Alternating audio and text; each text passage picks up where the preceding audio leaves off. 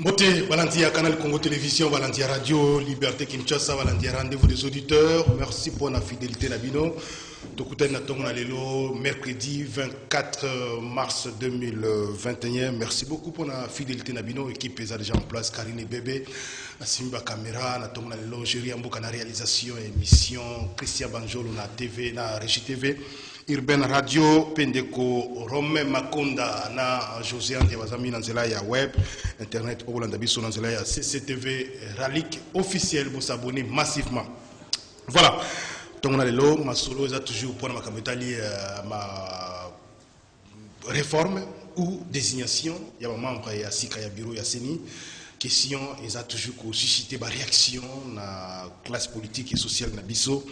Donc, on a une émission na mokonalelo gouvernement peut tirer lo ezo bimakakate qu'est-ce qui se passe juste mutuna wana pe to komituna to mekako ya no lana ba invité na biso dossier o ya Kalev pe John Numbi Kalev azomona na te wana bazoluka ko bengaye en justice azomona na te dossier John Numbi tozoyoka ke a Poyonki azai soutien na Congo aner ezo sala musala nini. Est-ce qu'il y a une certaine complicité interne ou ezali nango ke ezako échappé batouana et notamment Kalev pe John Numbi bazola kisakeza bato baza ki na sécurité makasi bako ko bima bako ko kota bako ko échapper na justice facilement. Alors, ba invité bazana tongo na lelo tozana mettre Bazin Pembe coordonnateur, il y a dynamique les changements c'est maintenant pe cadre il y a AFDCA, il y a Modeste Bahati ndeko Bazin Mbote. Mbote ndeko Jean Meda Luyoso mbote na bakongomani bakozwa ndingisa balanda biso na tongo ya lelo. Merci beaucoup ndeko répondre invitation na biso mobenga mami ba aller maître Lulu Mutu azali analyste politique maître Lulu Mbote. Bonjour maître Mbote mingi na ba téléspectateurs et puis Mbote pa na yo merci de l'invitation. Merci aussi na ba mami ko rebelle. Oui, nous avons un déplacement. Rendez-vous des auditeurs, de Rangébi Makassi, me mettre le loi qui est Nawapi. Merci beaucoup et bon retour. Alors, on vient à Misa Topé Asuka. Tout en a Ndeko Louis-France Kouzikesa, initiateur et école de communicateurs, analyste. Oui, bien malade, chemise Kitoko, veste Kitoko. Louis-France Mbote. Mbote, Ndeko jamais d'avoir été biso tous en pouvoir. Merci Louis. C'est vraiment un grand frère. Merci beaucoup. Tous les temps, tous les jours. Madame est bien. Oui, madame est bien. J'espère que vous avez la moussure à ton mot. Oui, comme tous les jours. Alors, très rapidement, il y a plus de micro belé, vous avez sur la rendez-vous des auditeurs, mais rapidement, ils ont empêché de couper ça moi si j'ai mon corps ou balai particulier dans les 2 minutes.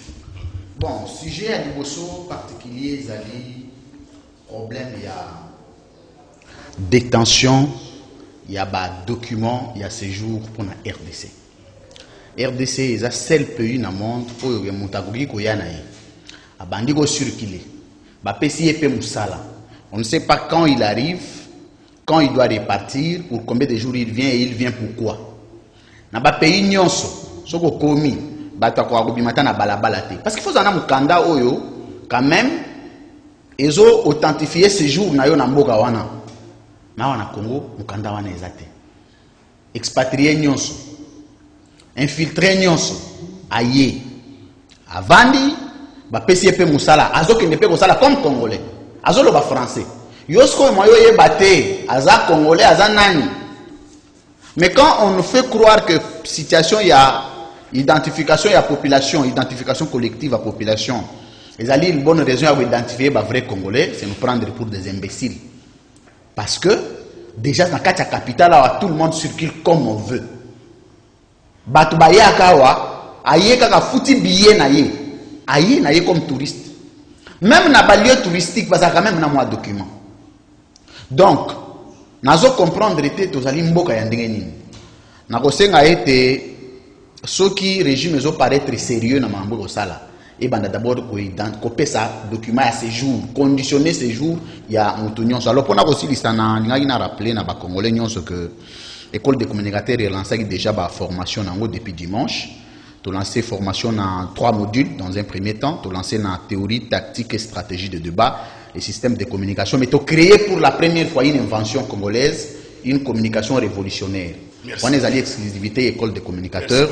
les Congolais nous sont les bienvenus. Maître Loulou, très rapidement, 2 minutes pour un sujet qu'on veut aller particulier. Oui, d'abord, on a félicité Nicolas, il a évoqué la situation parce que ces jours à l'étranger, ils appellent bénéfique parce que dans le cadre de la recette, où nous sommes en irrégularité, il faut que nous soyons dans la caisse à l'État, où nous sommes dans besoin de séjourner dans la RDC, il faut que ça. Moi, j'ai en Afrique du Sud, tant que je suis au visa 10 jours, il faut dans les 10 jours. Si vous avez un jour, il faut $300 et puis vous avez 5 ans. Au cours de l'Afrique en Afrique du Sud. Donc, on dit que si vous avez un visa à 10 jours, 8e jour déjà, il faut oublier pour nos problèmes. Alors, surtout qu'il y a un sens, vous allez bien, donc une bonne gestion, il y a séjour à l'étranger, et pour tout le pays, à Bissopé, nationaux aussi, il y a un problème. Il est là provisoirement congolais à partir de la carte depuis 2006. Donc, vraiment, merci beaucoup et pas un déco. Merci. Dans la mini pour l'Italie, pénalisation, il y a non-organisation, il y a élection. Donc, il faut que la loi permettre de contraindre biso, n'est-ce pas? Il y a pour yébake, ceux qui tout ça qui tribunal moko où ils sont compétents pour nous sa chef de l'État, pour nous sa premier ministre, il faut tout définir la matière nini ou tout na kati tribunal ou tout bien compétence matérielle. Parce que le tribunal est allé, mais compétence exacte, même dans il y a haute trahison, c'est pas bien défini. Alors, dans la matière, surtout renforcer sur le non. Ce qui est le que l'organisation de l'élection, ils allaient pas à CENI, techniquement, mais il faut que les financer en haut. Azana a obligation de financer en colonie. Mon colo, le chef d'État, pour prêter premier serment. Donc, serment, pas côté en fonction. Jour où on va organiser mon il faut qu'il y ait une transparence pour que mon toujours bon pour l'élection. Parce qu'il y a une raison ma casse ba tubazo famille na RDC à part guerre à est et ça tenir l'élection hors élection ils allaient tout ça il y a à la fête. Donc après avoir organisé des élections il faut qu'il y ait une fête. Mais en Afrique principalement na RDC tant qu'on organise des élections tout compte à mort c'est ce qui est regrettable. Merci beaucoup Maître Loulou pour l'interpellation. J'espère que tout ça en pleine période il y a des réformes. Je crois que ma communauté vous aura peut-être pris en compte dans le parlementaire, dans la nouvelle Assemblée nationale PC. Maître Bazin Pembe, 2 minutes rapidement pour un sujet particulier. Merci beaucoup Ndeko Jameda. On a 2 minutes nangai dans un sujet mibalé. Sujet à Liboso, j'ai été interpellé par des policiers qui sont venus me voir à bureau. Pour suggérer un moko à policier au bazwa kambongo na Ecobank. Nazo préciser bien combo ya banque Ecobank. Bazali komimo na bazali kokata bango à chaque fois ko kendo zwa mbongo ya kokata bango 2000 francs na salaire na bango. Bazali kokata bango 2000 francs et ba policier wana basela ko se renseigner tant ba na direction générale ya Ecobank, ils ont croisé un certain monsieur Papa Pierre. Aibisi bango bazo kata bino 2000 francs wana pona ndenge batinde la kabino ba message. Donc bazo à chaque fois ba message sur mbongo ebimi. Mbongo na bango 2000 francs. Bazo kata bango 2000 francs par policier. Ce sont des policiers qui sont venus me voir, j'ai vu que c'était grave. Na tunier salaire na ye azo bomba salaire wa pesa kinga mais 2000 francs o ya bazo longola likolo. Et les policiers qui sont venus me voir bazana ba fin fond ya ville à Kinshasa. Tango Yemoko a foutu transport à yo salaire na yo 2000 francs non justifié parce que yo bango tinde la kaye message na monaki yango inacceptable. Yangoni na nayebisa bakonzi ba vérifier eloko wana na salaire à moto ko 2000 francs tango ko banga tinde la message ezali inacceptable. Deuxième point ngai Jameda to siliko yeba ke et a eu un accident de circulation moko esalimaka na ville à Kinshasa précisément na tronçon entre rond-point Ngaba na triangle tangozo mata campus site universitaire mais Ndeko Jameda soko zu rond-point Ngaba ti oko ma triangle je vous dis ceux qui ba autorité ba zu garde té nous allons encore perdre batona ville à Kinshasa ba mama nyonso tout ba bateka kana wenze moko eza parti wana so wenza makala eza na koti na commune makala ba lie bande nyonso tout ya nzela.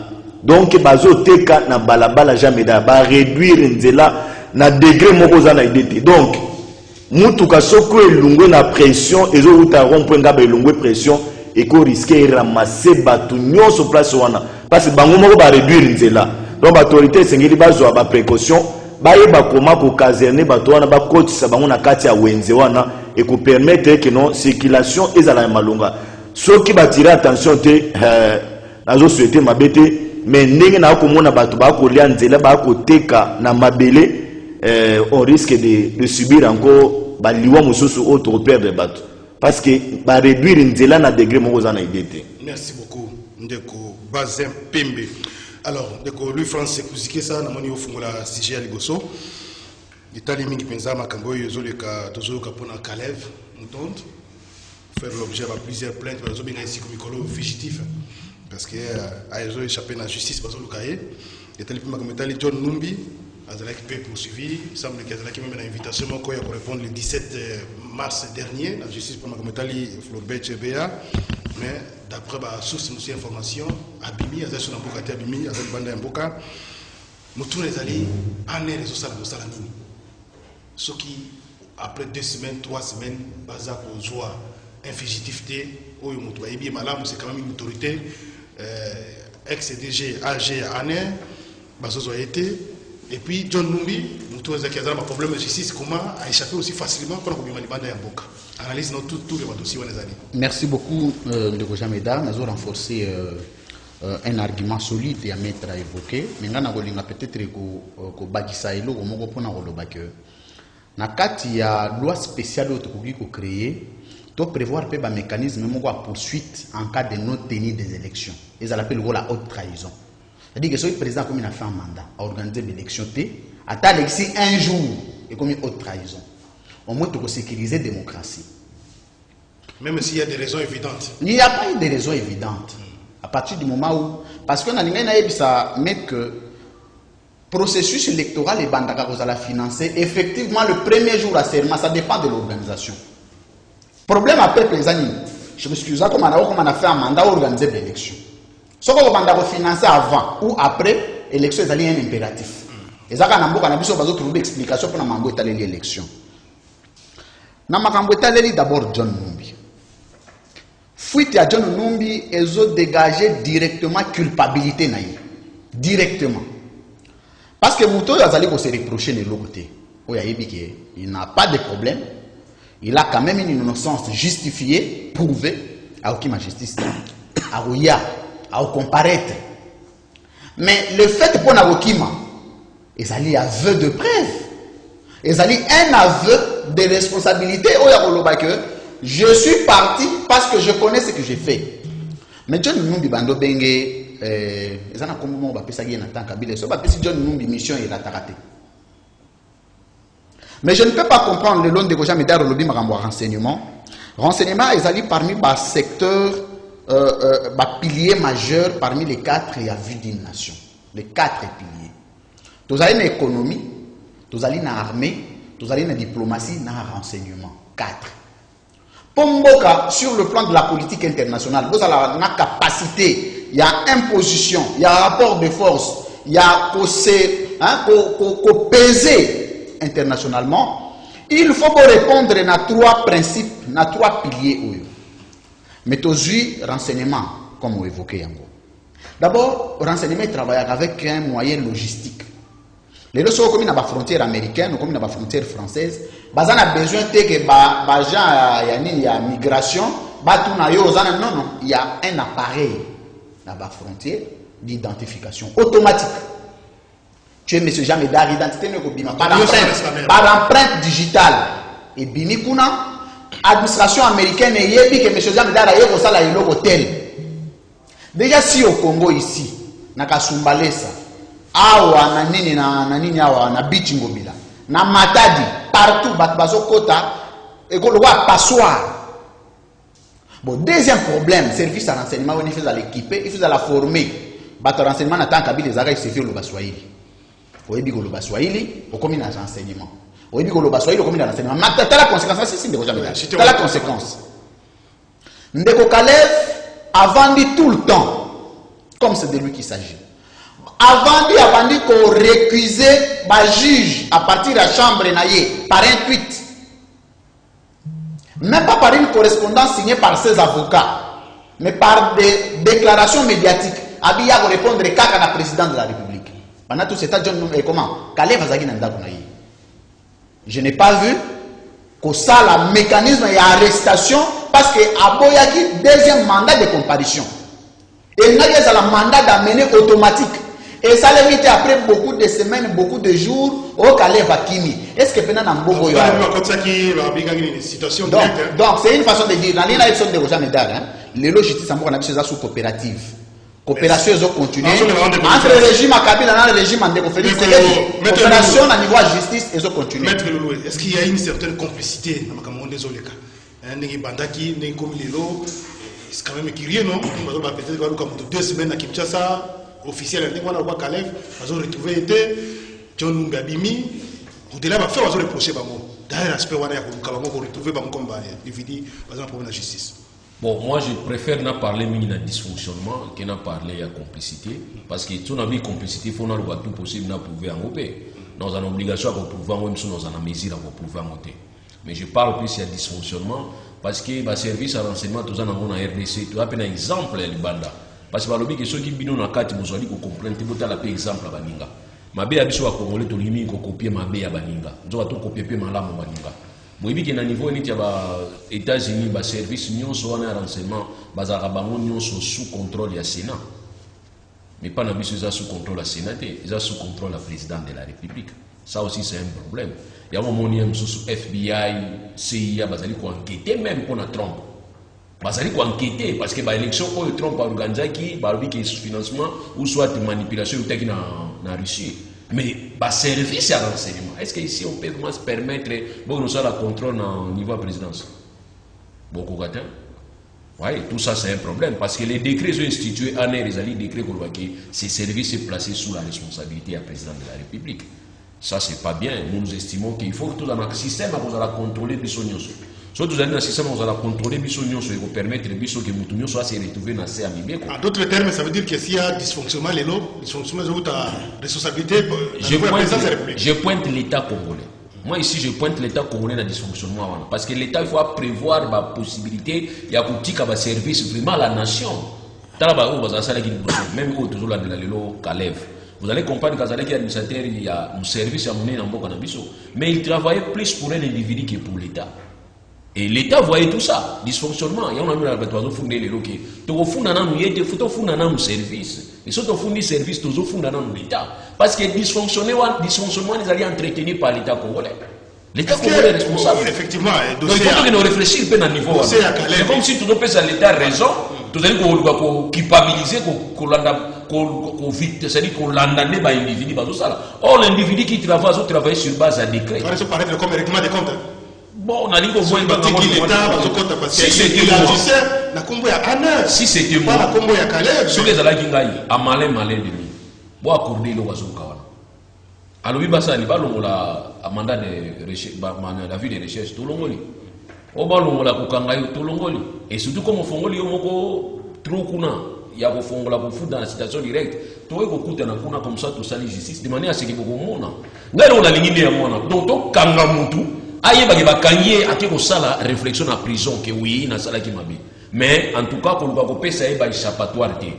Donc, tout le monde a voté, pour tout tika, kimaka, pour avoir raison pour kima. Bon, Moutamoudoué, tout le monde a voté. Yagako, Samba. Comme il y a une la situation directe, présence n'a pas nécessaire, Yaka. Et c'est moi, la bonne des choses. Donc, moi, j'estime qu'ils ont bien dans le sens de parce que, et là, on te limite, Babouak a discrédit la justice n'a pas. Or, justice n'a pas se retrouver dans la position qui a sali Moussala pour mon araki, politique ou détingi. A sala Moussala pour mon araka, politique ou détingi. Alors, tout ce qui est public. Donc, moi, je souhaite que, Balou la vie de recherche, Balou la yango, comme il y a fourni à travers l'avocat na ezali dossier pénal, aya pour se présenter kasi. Pour se présenter, est-ce que juridiquement, c'est possible? Fourni à Moutou, éviter la justice et après, il y a quelque chose à saisir. Citation directe. Bon, les confrères Azalia vous contredire. Ce sont des dilatoires qui permettent à Gueto avancer. Tout à la chose qui ce sont des dilatoires. Donc c'est comme ça la règle. Il peut comprendre que c'est dilatoire. Il y a un qui a malin de lui. Donc tant qu'on peut comprendre que c'est dilatoire, nous pouvons contourner dilatoire. Par rapport à John Numbi. Ngaï n'a pas battu. Bon, on l'a bango bagarre du corps. Moi je ne peux pas comprendre un général qui choisit lui-même ses gardes du corps. À qui qu'on choisit, il y a mon chef à sécurité. Et ça fait dysfonctionnement. Parce que tout le monde est obligé d'être surveillé. Dans les États-Unis, dans les États-Unis, parce que nous avons évolué dans la sécurité dans l'enseignement. Il y a un ambassadeur dans le temps où il y a URSS. nzoka teka ne ba pante na baris ateka ba pante mais mutu ba tena ke pembeni eza mutu yo azaki pembeni na yimta pesa ki information na niveau central jusqu'à ce qu'il va découvrir qu'il y a des informations pour baris donc on retire la mutu ya ko ponati mais au moins n'est pas na biso wa chargé sécurité ne veut na oh tu as besoin de jouer d'informations à fonctionnement oh to benga na cadre ya contre-vérification oh ces services à contre-espionnage ezali mais pas na biso fonctionnalité. Donc ça aussi c'est un problème. Comment mon amant y a bimane aussi facilement possible du monde. Abimina yé, c'est comme si yon là. Mais si on t'a donné ba bureau de bakanga ba tunanzela, au moins aux autres temps on a sac boyo non. Tozana suspect. Si on calève mon nani John no mon est suspecté. Merci maître Loulou. Ndeko maître Bazin Pembe. Les problèmes les autres ça là que ba toi comment se soustraire comme fugitif, comme bima est-ce que quelque part, ils apprennent à manquer de confiance et à appareil judiciaire dans le comme le côté politique, comme influencer ma casse. Dossier, il y a peut-être vu à confiance, c'est mieux. Akima ou à se soustraire, des côtés comme Calef par exemple, au salon dilatoire, tout ça, parce qu'il y a peut-être occasion, il y a des Manamboka, ou à l'ébis à l'adversaire, ou à dossier. Est-ce que ce n'est pas une première confiance et la justice dans Bisso? De Koja Meda, Nakoye Bissau Boy, Naba Congolais, Babakola Nabiso. Bandeko O Bazali. Le sillage du président de la République actuel, Félix Antoine Tshilombo Tshisekedi, oyo bazali na ba service de renseignement, oyo bazali ko occuper ba fonction ya minene, ba généraux nyonso tout. Et loko ezali ko komela Kalev Mutombo lelo. Et loko ezali ko komela John Numbi lelo. Et loko e komela ba généraux mosusu. C'est parce que ba tiaki mubeko na mututi.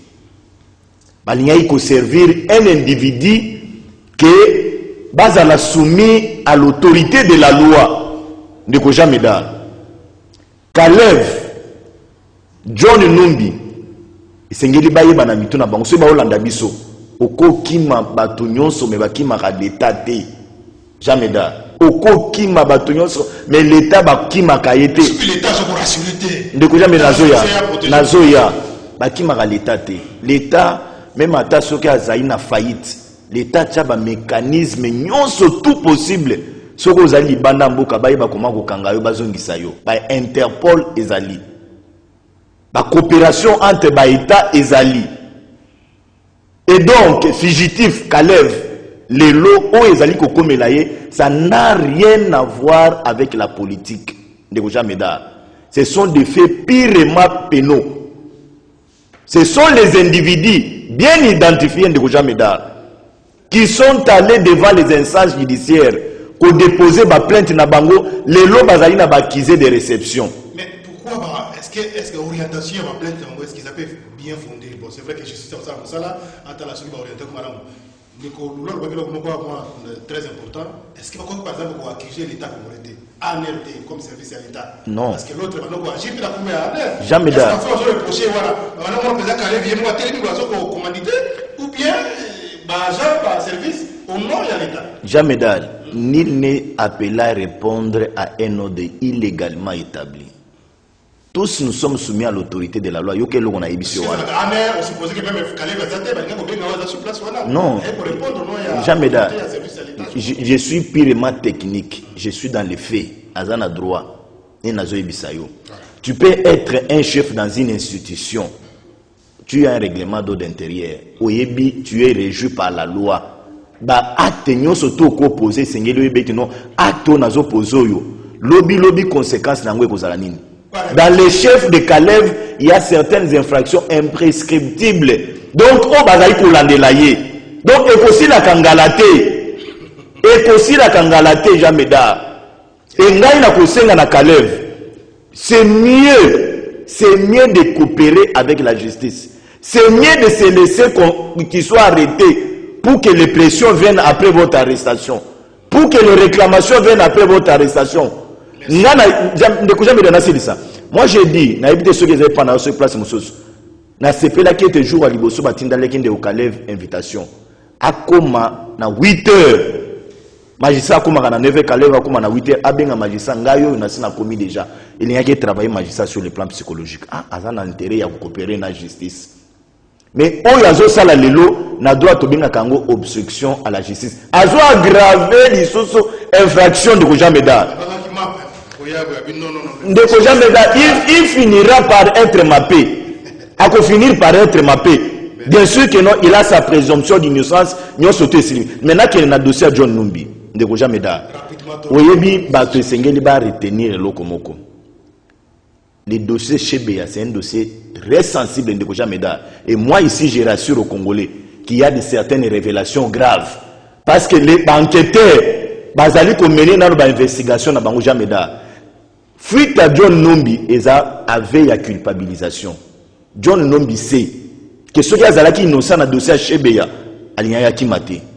il allait se laisser à la justice, à coopérer à la justice. Bokimi Boye Jameda, il y a des révélations. Et je suis allé de le dire aux Congolais, les révélations sont graves, les arrestations sont délai. Mais c'est à lui qu'il fallait répondre. Il a été convoqué. Mais Bokimi Boye des Obanissa. Mais Ngaya, on a oublié sa président, on a oublié sa pouvoir en place. Suspect. Suspect, il faut mettre quand même un service pour surveiller le mouvement. Comment se fait-il qu'il y a plus facilement Jameda, Nazari Koyebisa, service. Collaboration, est-ce qu'il y a quoi complicité? Nazari Koyebisa, service, rien de moi d'intox. Moi, je suis le fruit de la société civile avant que je sois aujourd'hui dans la politique. Nazari Koyebisa, toi, service à la présidence de la République. Sinon, le pouvoir, notre pouvoir en place, c'est que ça l'a déstabilisé à partir de la Lumbashi. Redok et Lumbashi est au courant de la sortie à John Numbi. Il est au courant. Aujourd'hui, John Numbi est sorti par quel mécanisme? Il a pris Lumbashi, Kasumbalesa, Nde Abimi. Il n'a pas pris l'avion. Avion T. Mais comment un monsieur pareil? Azalaki déjà là-bas visé à la justice. Azalaki censé la ville à Lumbashi, pas sécurisé. Mais on l'a laissé. Et puis on vient apprendre, après ce 2 semaines, que ce monsieur est parti à Zalina, Zimbabwe. Donc, les services de renseignement à la ville à Lumbashi, c'est Ngeli Bazala, pour responsable. Et Lumbashi est à la ville Moko, et que la ville a déstabilisé, un an de pouvoir à Kinshasa. Et nous n'accepterons pas cela. Merci beaucoup, Ndeko.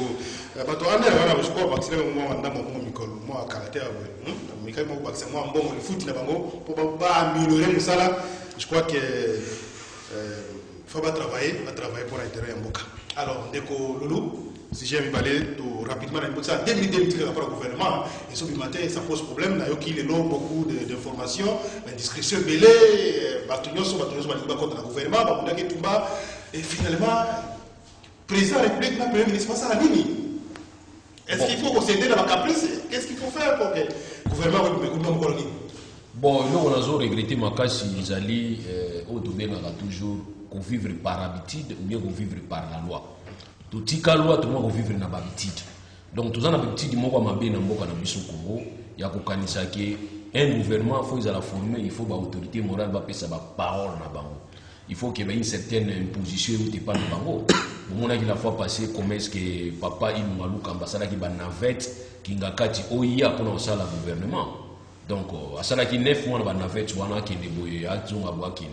Mais il y a quand même salué mémoire, il y a Tata Moko, tu benga qui yandivé. Yandivé, tu benga qui yandivé parce que, bah, ça qui est liste. Il y a gouvernement pour former gouvernement. Donc, il y a des formateurs, il y a des former gouvernement. Mais bah, on ça liste, il y a autant l'habité yandivé. Il y a autant ça qui est Congo, il y a yandivé. Donc, pour dire, pour moi, tous ont une logique à la loi. Logique à la loi est que c'est le premier ministre qui est le chef du gouvernement. C'est le premier ministre qui est le formateur du gouvernement. C'est à lui de former son gouvernement. Mais tout ce qu'on a appris à habitude, on est allé à Obali, c'est outil à gauche, outil à droite, comme ça, il y a 80. Or, le gouvernement, par les 3 derniers gouvernements, il y a 65.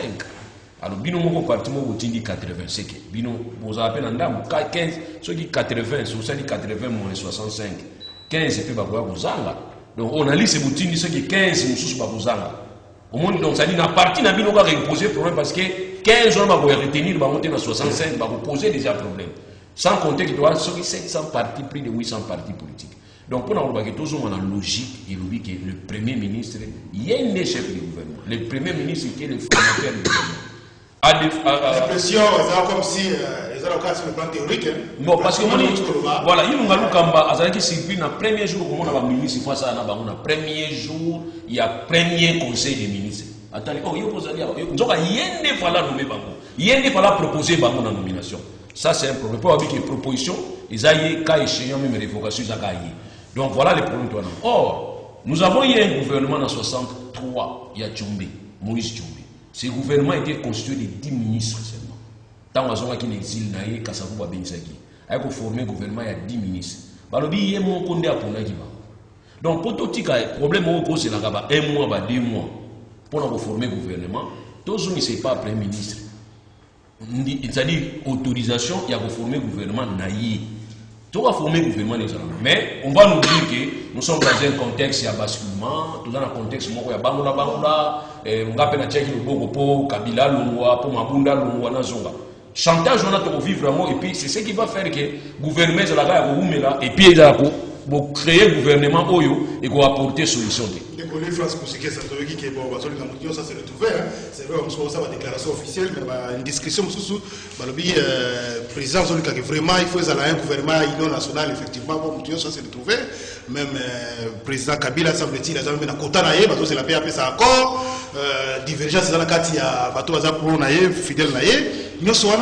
Est-ce qu'il y a un monde de concourir que Makamoué a retardé ou bien les problèmes ailleurs? Non seulement ils ont deux problèmes de concourir dans retard du gouvernement. Le premier problème est qu'il a eu réponse. On a posé une problématique qui a fondement juridique, sous-bassement juridique du gouvernement actuel. Parce que de deux types de gouvernement, le gouvernement classique, le président Zali élu dans une majorité parlementaire, il compose à lui seul et le gouvernement et il prend le contrôle, il y a majorité parlementaire. Mais le gouvernement exceptionnalité constitutionnelle de Outaki et de Kandekoï Lukamba, c'est que le président Zaki est élu en minoritaire, va nommer premier ministre dans une famille politique outre que celle du président de la République. Va défaire. On ne nous a jamais dit quels sont les mécanismes juridiques à la possession du président pour défaire une coalition politique. Déjà, le problème est banni. Parce qu'aucune disposition constitutionnelle ne donne le pouvoir au président de défaire une alliance politique, de surcroît une coalition. On avance alors. Maintenant, le gouvernement Bazotia te pose des questions. Est-ce un gouvernement à coalition ou un gouvernement classique? Ce qui est un gouvernement à coalition, coalition union sacrée nani. Parce que présence en nomination, il y a un formateur, et ça dit qu'exprimer directement présence, il y a une coalition politique. Parce que coalition politique, ça dit conséquence sur la nomination et formateur. Qu'est-ce que nous avons soulevé la problématique? Maintenant, nous avons un formateur. Le gouvernement, il faut une coalition. Coalition nani. En fait, l'Éthiopie, on a soulevé ça là que devant un gouvernement à double tête. Monstre. Il faut que ça ait forme nini, une forme politique au gouvernement de la philosophie politique. Au gouvernement de la philosophie politique exact. Problème est ça ils ont dit que bateau bakendaki union sacrée bakendaki pona makambu ya kosala mosala. Je l'avais dit dans le bango tout le temps. Personne n'est allé au nom de l'idéal. Pour preuve, ils ont un bateau, ils ont si 8 quotas, il y a 8 ministères, ils ont mis 120 noms. 80 et 120. 120. 80 et un homme à chaque jour. Et puis sur base de déclarations politiques, pour la première fois, j'ai vu ça la campagne des membres du gouvernement. Nous voulons mettre tel. Ça, l'idée, c'est que finalement, si on continue à liste, semble-t-il, si on va mettre, va trouver déjà compromis. Combien de temps après? Après ma plainte, il y a Sama Lukonde. Moi, à la place de Sama Lukonde, j'ai démissionné. Parce que Sama Lukonde a été victime d'insubordination. Et puis il y a eu ce que nous appelons, il y a eu empiètement. IDPS est comme Kosom, parce que je n'ai pas une fiction contre l'IDPS, mais IDPS est géré. IDPS est dans le pouvoir, il faut que ça va leçon pour que ça soit Kabila. L'objet de Kabila, ça dit Kabila, mais l'IDPS est dans la gestion. La transformation est à ADN, la revendication, ADN, la gestion, et ils n'ont pas la naté. On a rencontré mes très rapidement. Le problème est d'abord au niveau d'incompétence et autorité d'État.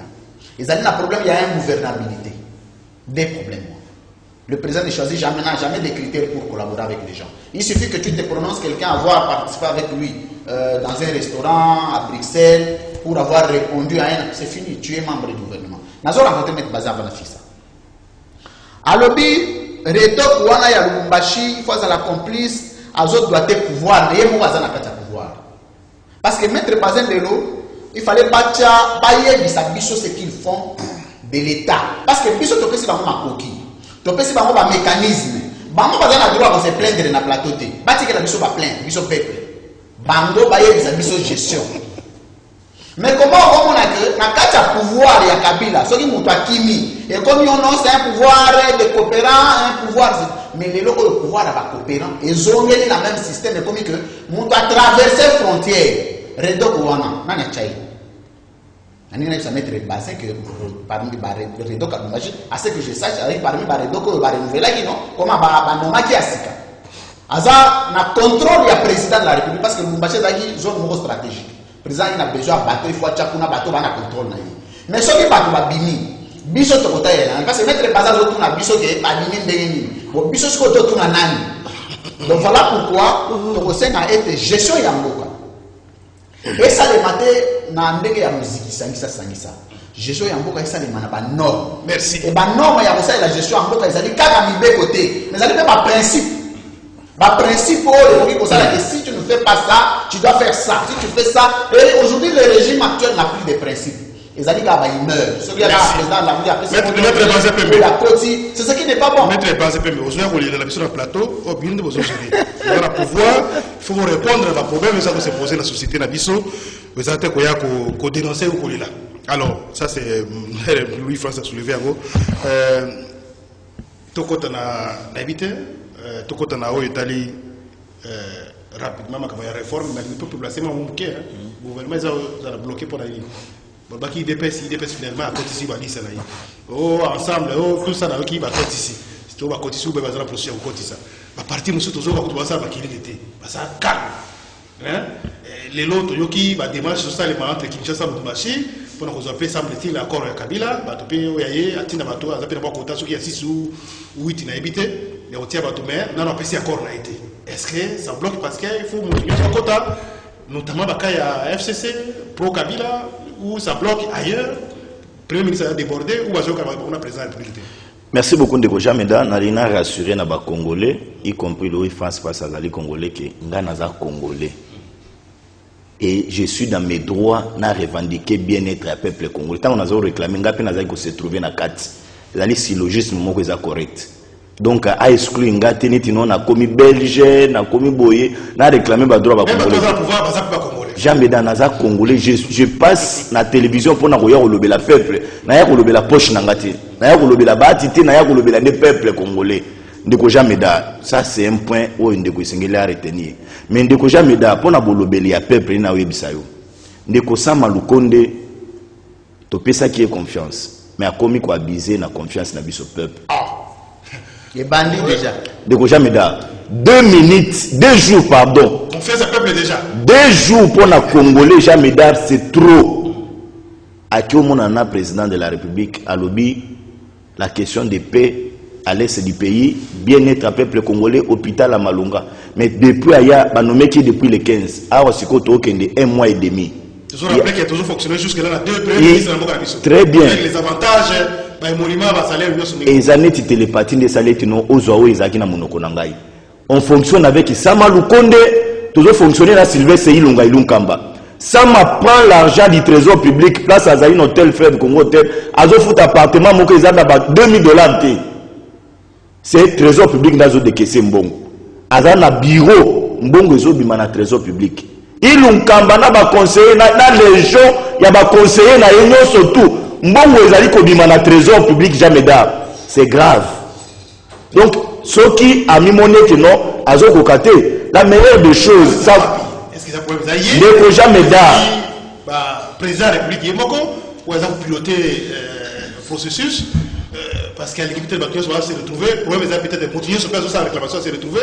À ce moment-là, on va conserver. Peuple où Moutazo le gagne, à quoi ministre quoi à Jambon. De Roger Médard, nous avons chassé Joseph Kabila Nambokoyo. Après ma consultation, tu reconfigurer classe politique congolaise. Kabila Mekapena nous ça l'opposition. Allez à peine Mbongo Mouké, à cela il cause pas ba Congolais. Là, batonaye. Kozongi Salissou sur Joseph Kabila la gestion, il y a choses publiques. C'est comme si l'île n'a pas de pamba. Dire que Kabila tina batu kota na ye. Ezani lipona Ce qui est lobby 2023, est-ce qu'ils arrivent à surtout perdre ou bien c'est quoi? Les répondants directs vis-à-vis du peuple congolais aux Alamouan Namboka Félix, Antoine Tshilombo Tshisekedi, et Kozandeko Joseph Kabila. Au contraire, Kabila Sogi a zongi l'issue dans l'institution. Joseph Kabila n'a pas bloqué na bateau. Parce que Kabila routine de la bisoka bateau à mité mama bay.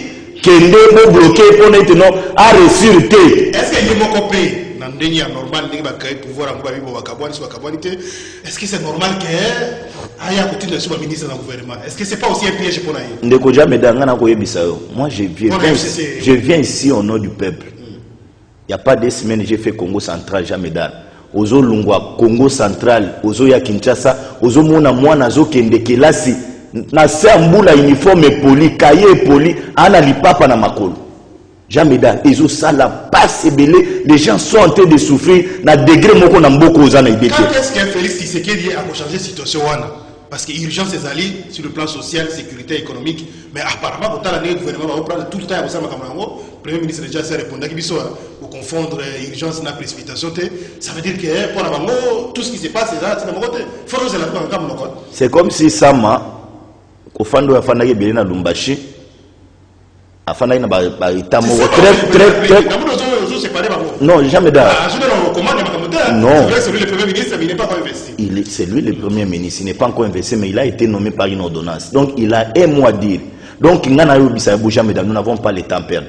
Donc jamais d'en habiter ceux qui militent vous allez la mise au point et l'eau comme on robot. Rapidement, la réforme, controverse dans le il y a classe politique et sociale. Non, il faut qu'on désigne un candidat. Non, il faut qu'on ait une réforme électorale. Pour Nayo, Babanda Wapi. Ok, parce que la confession de l'IBA mise au point. Le processus est interne. Les internes, donc ça ne peut pas dire que le fait qu'il va engager le processus, ça veut dire qu'ils sont contre l'élection en 2023, du fait que la loi est retard pour jouer sur le calendrier électoral. Donc, c'est une position. Merci beaucoup, Ndeko Meda. Karina Botolinga téléphone nangai ebebe na lingina na cité leyo Ndeko Meda mise au point na lingina sala. Ndeko Meda congolais sengeli a retenir. Na ba journaliste mususu ya Bandeko na bino sengeli ba retenir eloko moko. Na niveau ya Sénat, tant Modeste Bati Lukweboye, il a trouvé la gestion très opaque. Ba sénateur bazaki na l'hôpital le place aucun au traité ya malongate, ba personne de jamais dans nasilisa. Nasilisa nazo ya na ba réforme. Ba personnel bazaki na l'hôpital à malonga pour se traiter, il a jugé bon et a ko délocaliser biloko mususu. Plus ou moins 800 millions de dollars. Plus ou moins 8 millions de dollars. Déjà, mais on maîtrise les chiffres. Ils allaient qui dilapider dans les hôpitaux, nous sommes dans foot à Bambongo T. Par M. Alexis Tambomwamba. Sénateur Tangoye à l'Obinon. Et Sengeli à Tobazo hôpital à Malonga. Ils allaient qui na dette na clinique Ngaliema. Bazaki na déjà mais da tikana si lisate mais le lot bato bazali ko diaboliser bati inutilement pour rien parce que journaliste a sa carrière na ministère T. OK, merci ko na ke na question na ba réforme. Ngana o ke de boy.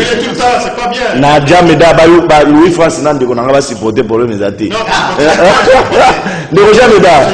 Na lina lo baboy. Ba réforme sengeli sale na o yebisa fayulu na muzito. Batika distraction, ba élection kozala en 2023. Fayulu na muzito batika distraction, batika luka dialogue, bakozala bakozwa ngote. Ceux qui bazana besoin ya ba réforme, na ba réforme na bango na niveau ya ba institution. Na yebisa ki wa na plateau ke muzito za na parti politique était. Muzito atika le tambo na parti politique a batu nouvelle là, ezaka ya yete. Ils ont tenu quel rapport avec ma ba réforme et sengeli salema nanga za fait mandat. Bureau de l'Assemblée nationale est déjà constitué. Basango Sengeli basali appel à la candidature. Bandeko ba déposer ba dossier et puis ba traiter ba dossier na bango pour être ba réforme seulement na niveau de l'institution toujours ba élection dans les délais. Les débats autour il y a soit de commencer par désigner ou soit de commencer par revoir les lois organiques portant organisation et fonctionnement à CENI vous avez se situer wapi. Merci beaucoup. Il faut comprendre les politiciens ba répondre à la question ba tuni bangote. Mais je pose la politique. Tout dans la question, c'est la réponse. Il faut comprendre. Donc, des bazar pisum balamoko ya zaina on a posé à ça dit tout bien à profiter pêche au drigo. Il faut comprendre. Par rapport à on a gardé on a zongé le moko. Et là on a zongé on a bien à congolais à moko ezani. Pour nani tant au Kabila zali président mboka oyo nyonso ya mabe ezalaki na niveau ministère social pour dire qu'il faut déjà ya Kabila nyonso ezali mabe pas ya premier ministre ba il faut déjà ya Kabila nyonso ezali mabe na est ba il faut déjà ya Kabila mais toza incapable lui ko pesa faute ka mususu na kuluna nzala lelo na Kinshasa komba ngana zo mona mobieté oh ngai na tangi conseil singa ke mutu aza na mandat 5 ans eza chef de l'état au regard l'article 69 va dire que c'est lui yende azali garant ya bon fonctionnement de l'institution. Surtout tant institution gouvernement pesa institution. Donc tous amis na tendance à aménager tout loba auto surtout sur les scientifiques. Comme ça bano bazola na ba comprendre parce que bano ba kobima. So ba bimba ke na mboka mususu ba comprendre que ah donc c'est que ce que simbité à faute ya premier ministre ya faute ya Macron té. Ba ne ba konta quoi pas na biso pesa ke faute ya la premier ministre c'était faute ya la mingi et plutôt faute ya la présidente faute ya la mingi ya premier ministre. Donc on a peine à parler en France faute des armes, tu vois, et ça bien dit. Tous ont même tout droit. Les loyaux, ils à Kabila. Les loyaux, tous allez quoi aménager le rôle. N'azoi qu'on répéter. Tout dit qu'à habitude au tous en anglais à moi mabé. Il y a qu'au canisa que le gouvernement fait à la former par ya autorité morale. C'est ni. C'est ni pour le droit organique. Gouvernement ils allez premier ministre. Yenda pour former gouvernement naïe. A comme maliboso ya parlement a PC confiance. Toi un système mixte, na système on a ngozo ngela ndekolanga Jean-Louis na système mixte, il y a le système toujours ndambo présidentiel, toujours ndambo parlement, tout ça ici. Donc les présidentiels étaient mais les mixte, les parlementaires étaient mais mixte. Toujours ndambo tout ça ici. Mais tous se comporter comme des républicains, tout va être respecter constitution na biso yozala malamu. Par rapport il y a ba réforme. Nous avons dit que ba réforme ça bien, mais il faut changer bilamba de ce de sécurité. Mais tous autres ont changé de là-bas. C'est-à-dire que tout le monde va conduire, va diriger CENI. Mais tous ceux qui ont la santé, c'est que tous la propriété.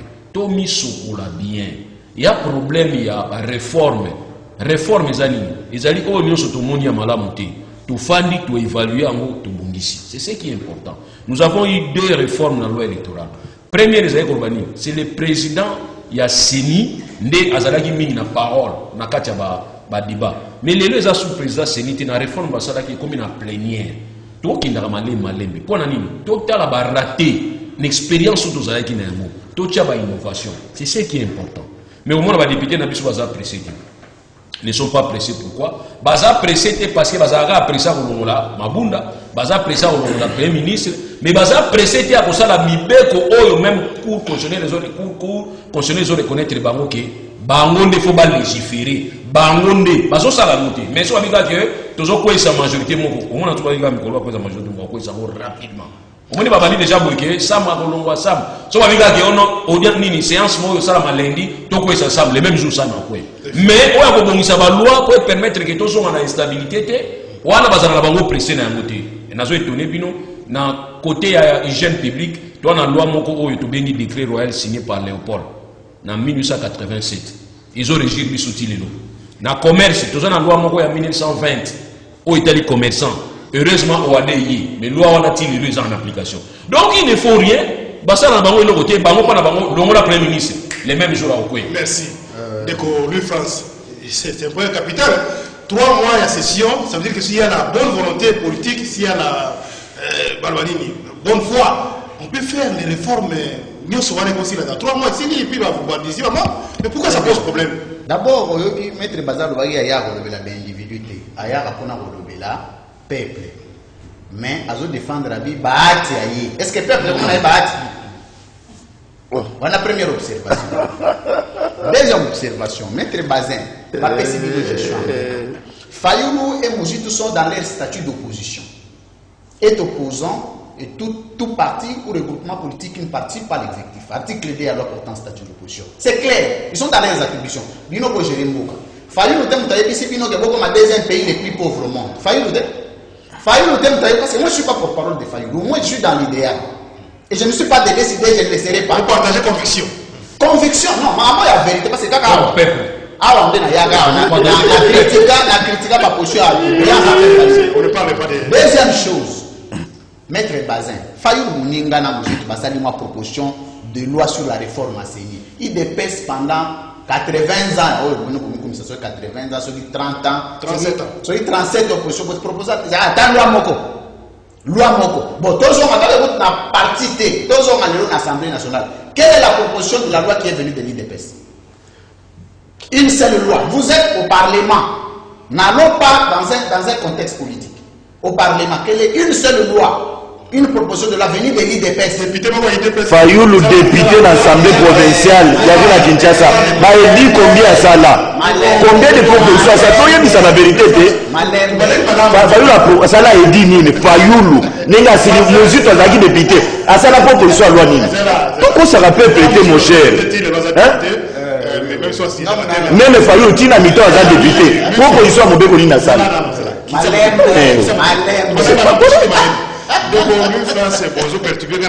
C'est pas correct de Louis France. On a fait ça en matière alors. Toi, avancer rapidement, Namoni, si tu peux ça pour le venir aussi, on recadrer déjà. À recadrer le côté, à réagir, mais à recadrer le côté. À placer les Mais, maître Bazar, j'étais quoi? On va la serrer. Agit tout le temps, on va battre. Là, il va salir dans l'hôpital. On a la bandinière. Il y a ça sur le Bélapé. Bati alosa la biloko na bopito wana peuple na bandi na ngani ngai na zolo ba ya katingai na récupérer temps. C'est une première dans l'histoire politique de la RDC où une opposition fait une proposition de loi en externe, une première. Et puis, si vous j'arrive, je voulais dire qu'il y a un député qui a voté en communauté et il dépêche de faire la proposition. Proposition à la loi numérique. C'est Tony Mwaba, non? Je ne voudrais pas citer le nom ici.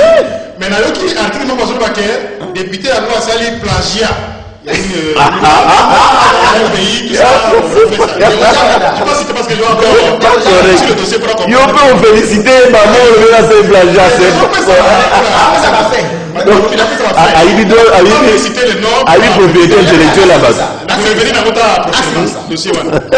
Ngai na faisara partie na participer à l'activité à SDT na kenda kabilo wana on toujours dossier là pourquoi on a regretté on est mettre basé à encourager na encourager Fayoulou à tirer ça ta moté mon côté encourager le Ousmane alors moi nous ça wana faut que l'opposition propose na c'est la rayon mais quand les autres ne posent pas appel à chaque temps je ne vous coupe pas parce que moi je vais dans dossier j'ai besoin que toi tu parles mamba ba acho katite tikatolo na mamba pepe mamba pepe moto na assemblée provinciale quand l'Assemblée nationale n'a pas il faut mettre Bazaza juriste à Yebi la complexité ou la difficulté pour quelqu'un de proposer une loi. Parce que loi, d'abord, on forme, non forme d'abord. Alors quand une proposition vient, et vous avez dit bureau à CENI, bureau à l'Assemblée nationale, et l'objet, tu as une loi, tu soumettre à mon examen, et puis on va aux jours à venir adopter cette loi. C'est-à-dire que c'est venu d'une scientificité. Il faut encourager. L'objet, il y a opposition proposer une loi. Par exemple, on m'a dit. On a une place dans la difficulté pour gérer beaucoup. Nous sommes les choses à parenthèse rapidement. Parenthèse d'abord. On va déposer l'Assemblée nationale. Non, Fayoulou va faire une proposition de l'homme sur l'organisation et fonctionnement de la CENI, une réforme sur la CENI. C'est une loi. C'est une loi non, c'est une proposition. C'est la proposition. Alors, il y a déjà une loi promulguée. Une loi n'est loi que lorsqu'elle est promulguée. Mais lorsqu'elle est une proposition, on va soumettre l'Assemblée nationale. Va soumettre à l'Assemblée nationale de Louis France. À travers leur suppléant. Va soumettre à la noté, mon cher. Et ça, on va beaucoup la bango. On a quand même informé de lois aux armes. Et ça, il y a une rotative, quelque chose comme ça. On a fait ça pendant 37 ans. On a ma proposition en amouké. Nous avons dit qu'on a étalé la gestion.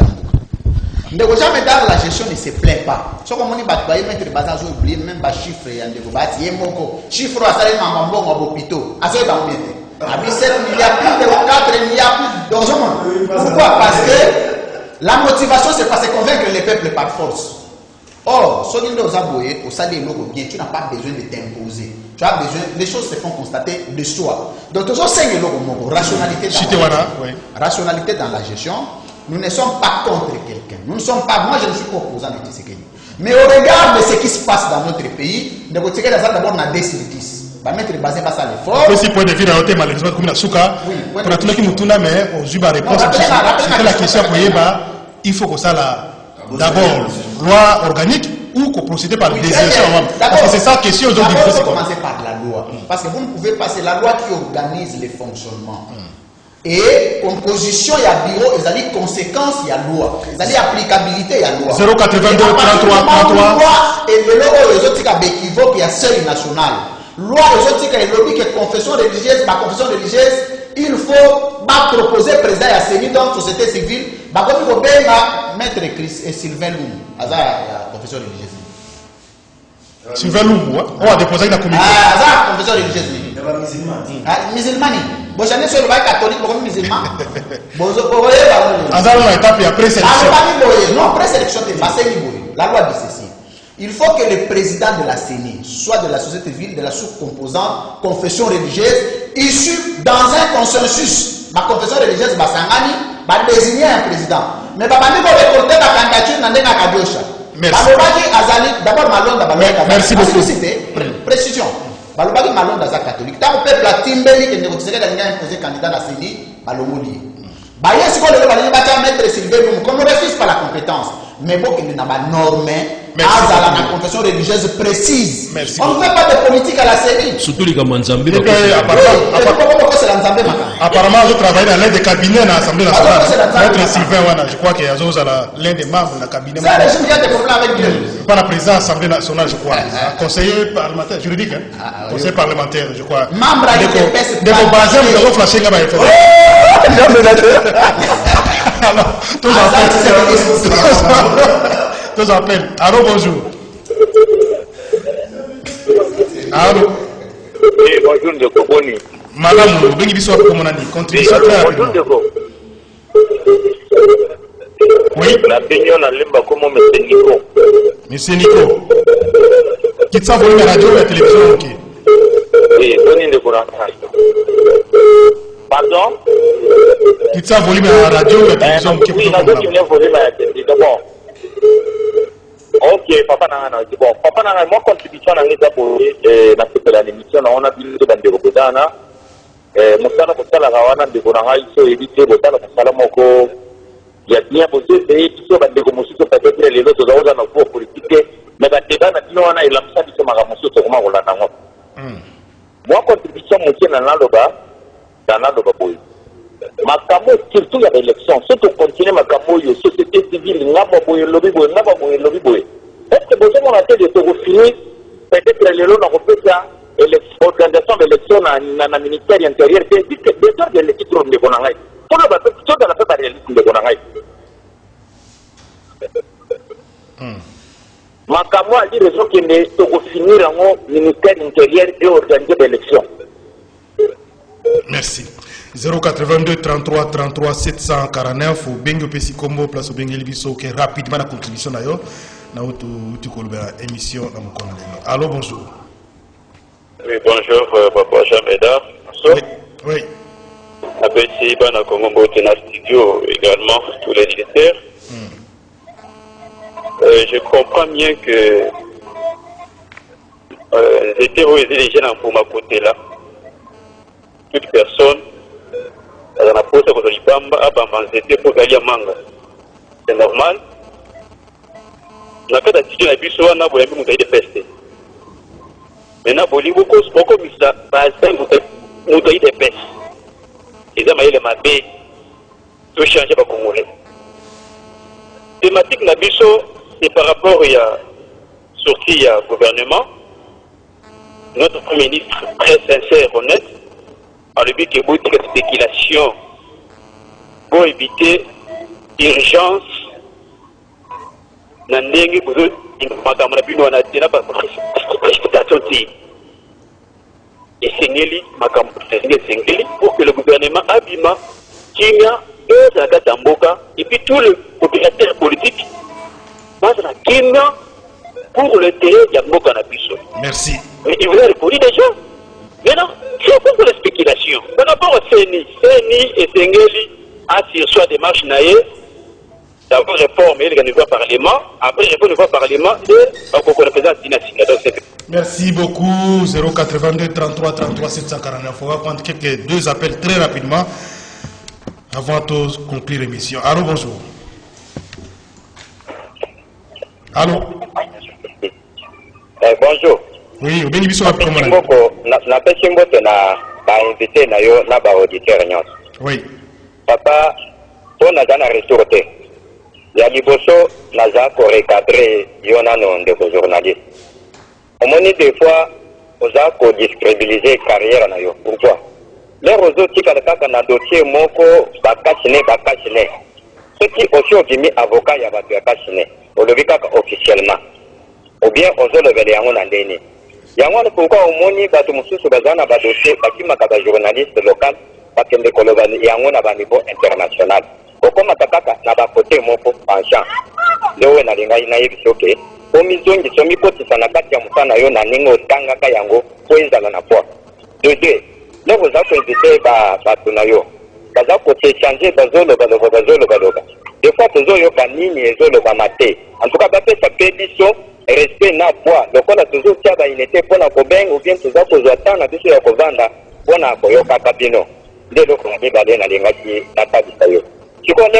Merci beaucoup papa. Au talesi bisomoni démocratie na émission na pission zera au lobby. Vous critiquez même les journalistes, na yo ki na très bien. Bande ko ba investir ba mbongo ebele. Ngai na sala ka émission na sala ka na défendre bato. Ce qui est na défendre des apports na mawa na mutema. So na moni muto lili, je trouve que na sala mama koki ya ko passer message na lekisaka yango pour que ba baza censé ya ko résoudre yango ba résoudre. Bande ko wana yo zo mona mabe, ba sali ba masque ba ti ba mbongo ebele. Baye ko le ba bimbo mususu ba utili banda ya mboka. Ba investir ba mbongo ebele, ba engager bato, ba signer contrat avec le gouvernement de la République. Pour passer à 15 millions de masques. Gouvernement a mboka na biso tango Covid bandi babi apport ya gouvernement et kozala ba pesa 15 millions de masques. C'est Sylvestre Ilunga alobaki yango devant ba sénateur. C'était une promesse que ceux qui yo na ngai tozali ba to réveiller, il faut to la de l'ambula matari à répondre à la promesse wana. Azu a pesa ba to marché, ba sali marché 15 millions de masques au moment tozolo ba ils ont traîné depuis plusieurs mois na kati ba dépôt. Ba to fabriquer ba masques ba zu ba mbongo te, ba zu continuer kolela, ba zu sala ba musala. Yo lingi ba lobela bango te. Na komi avocat na bango wina ndimi na komi avocat na bango comme na komi avocat ba to mususu kurama partout to lobi pour avocat lobi pour avocat yo tant aux problème on raisonner que vraiment il faut pas lobela yo c'est pas bien une fois ba journaliste partout pour ça na ngate donc je crois que vous allez comprendre so yo ta na ministère au monique za mabe yeba bandiko wana bazana pour ça bango na bango ndeko le France conclusion. Oui, conclusion ils a dit que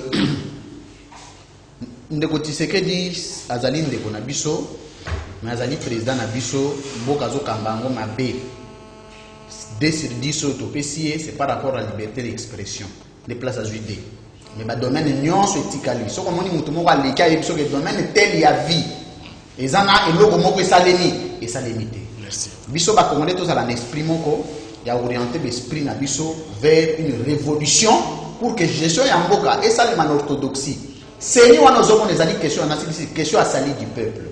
Mais ce côté de légèreté avec laquelle les Tshisekedi Diazo Kambassi, ni on a un régime actuel, ça prédit. Merci. L'élection 2023, des élections en 2023, vous avez une tricherie, il y a un cas pour les 2018. Et c'est ce que nous évitons parce que tricherie et Rosala, tous les mécanismes sont déjà mis en place. Alors, merci beaucoup. Merci, na remercier yo et puis na remercier ba co-débatteur, na remercier aussi ba auditeur, to respecter bino, ya on to ya na tongo ko répondre na ba question pour permettre d'édifier ba tous. Gouvernement zo tardé, oui, ko tardé kaka et ko pesa ba frustré belé. Donc mingi lelo ba kozonga au berkai, wana na sina pesi bino ja prophétie nanga, ba to belé ba kozonga na bango berkai kala mingi te ba enfant prodigue ba kozonga. Alors pour tous le gouvernement rapidement je suggère que le chef d'État a nommé ba secrétaire général. Tout banda musala parce que tous autres travaillent.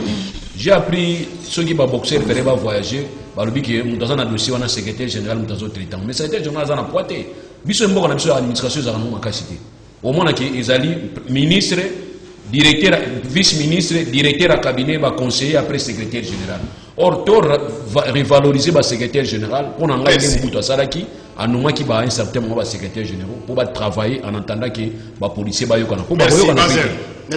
Merci beaucoup de Jameda. Nalingina yembisande ko Louis France na sila ko loba était plus de 8 millions de dollars na ba hôpitaux au bato asena ba banda kozwa ba traitement ta moment batiki ba dette. Tant ba tailler pour la gestion et la transparence na sili kopé ça ba statistique nyonso donc c'est une valeur au yopé sengeli au soutenir. pour na matali ba élection de Kojameda. C'est parce que Congolais Sengela s'est préparé pour être tous en Maponami na 2023. Je le dis à mes conscience. Louis France na ndekunangai Maître Loulou. Baïbeke Muzitu Fayoulou, ils sont dans la logique, il y a dialogue. Parce que en 2023, vous avez une élection. C'est pas interdit. Ça, c'est une réalité. Il y a un élection vous avez en 2023. dialogue est bien. Dialogue c'est parce que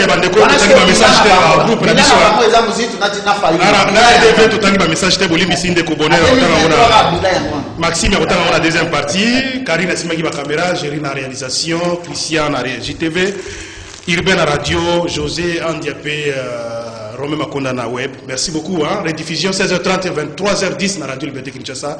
Émission disponible déjà dans le site.